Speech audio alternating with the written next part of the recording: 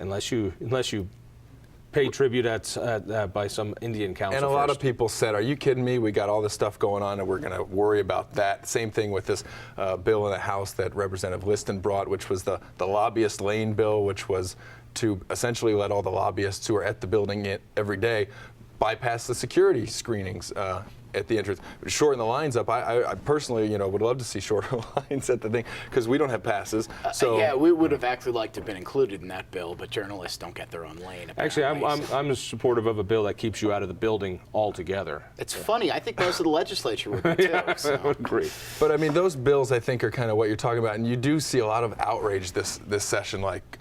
We're here to solve serious problems. You even heard people say that about medical marijuana. Like, we don't want to waste too much time with this because we've got bigger things to do with the budget, with creating jobs. I mean, every lawmaker says jobs 100 times a day.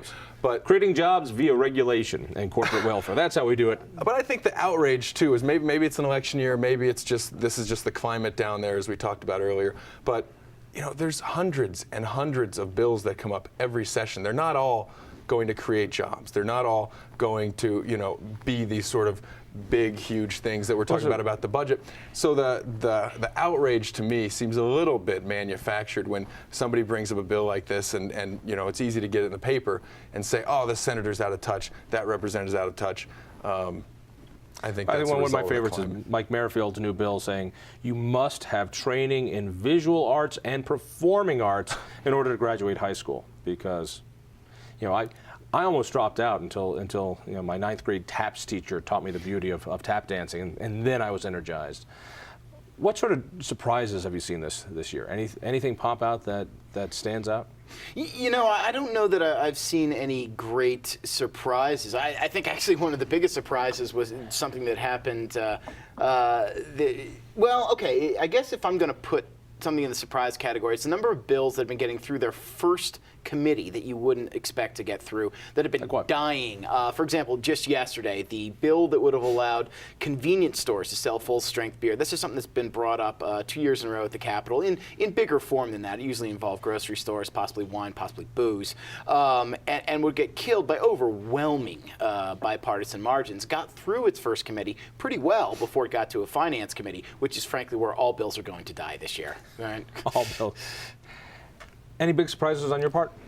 I don't know that there's been any big surprise. I mean, I think sometimes your jaw just drops when you hear the tone, when you hear some of the things that are said on the floor, and you say, wow, that was snarky. That was a little much. Give me an example. And then I write in my notebook the time code of the video because we're going to use it, right? I think just most of the stuff about the tax exemptions, and the rhetoric, and nothing really comes to mind right now as far as, do you? Yeah, I would say the thing about the tax exemption, I think that gained the most headlines, or that seemed to be the snarkiest, was Jack Palmer, who was sponsoring the tax exemptions, and on his behalf had been battered for weeks about these bills, getting to the mic at one point and saying business doesn't care about Colorado, which then translated into a fight he got into with Amy Stevens, where she was asking him to explain one of his bills, maybe aggressively, and he turned her and said, "I'm not here to do remedial bill reading." We've certainly seen tensions frayed over things. And we've seen props, right? Handing back and forth a copy of. We got a copy of Math for Dummies that I think the Senate Majority Leader handed to Senator Penry over the numbers that they came up with as far as the spending cuts that they might be proposing. There's a lot of showmanship up there, and maybe it's good TV, but maybe it's not the best government, in terms of the taxpayers are down there, and they always talk about our tax dollars at work.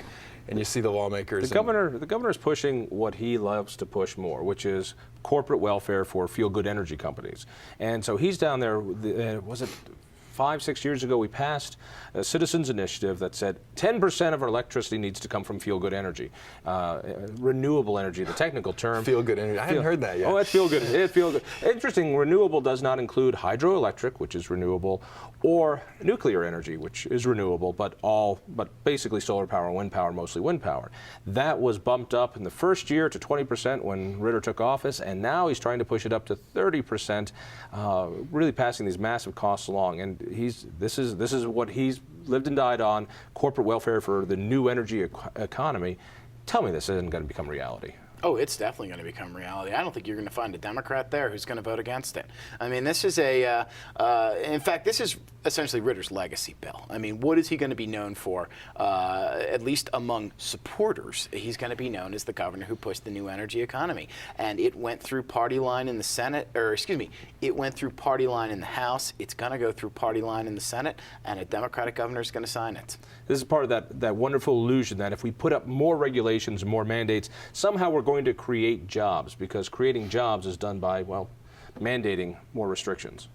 Is it going to happen? Oh, I think it's going to happen. I think Ed's right, that he's got the numbers. This is his signature bill of the session. He testified on it, I believe.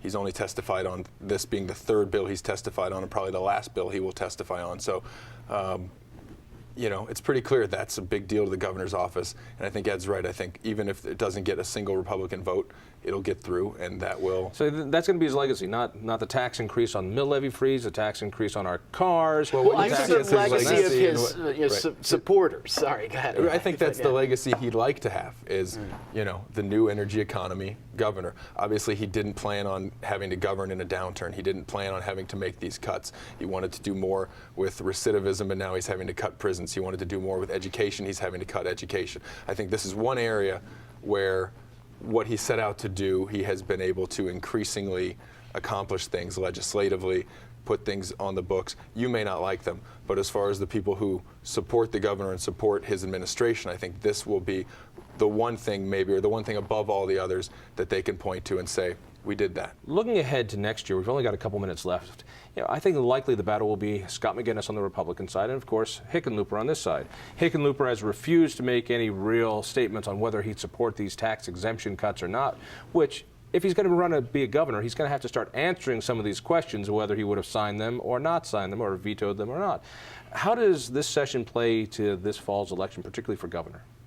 Well, I think McInnes is milking this for everything it's worth right now. I mean, every time McInnes speaks somewhere, he speaks about the tax exemptions, and he's blaming the tax exemptions on the Democratic Party. He's not blaming them on Ritter. He'll blame the energy problems or cuts in the oil field on Ritter, but he's blaming this on the Democrats, and so by extension, he's going to blame all of this on Hickenlooper. And if people aren't happy with these tax exemption cuts, he's going to be going after Hickenlooper. And I think it frankly plays to his strength right now, being able to point at someone else and say, you've done bad, I'm going to change it. I think just because they're doing it, though, doesn't necessarily mean it's working. I think if the election were in May, this would be a huge deal. This would be a problem. John Hickenlooper has time now. We were just out with him campaigning out on the western part of the state early last week. We were listening to see what he sounds like, what he's saying to voters in these parts of the state that are outside of Denver. And on the tax exemptions, his message is the same. He's playing up his business bona fides. He's a small business owner. He knows what he's doing in terms of balancing a budget. He's playing up his executive experience that McInnes doesn't have. And on the exemptions, he's saying, they want me to play politics. I'm not going to do it. And he might have the time. Eli, thank you. Ed, thank you. But most importantly, thank you. Stay tuned. Listen for me late nights on 850 KOA. Learn more about the Independence Institute at independenceinstitute.org. Tell a friend, and we'll see you next week. Bamboozle, nuka, noozle, bippity, bop, she-gall. You jibber jab, bamboozle, nuka, noozle, bippity, bop, she-gall.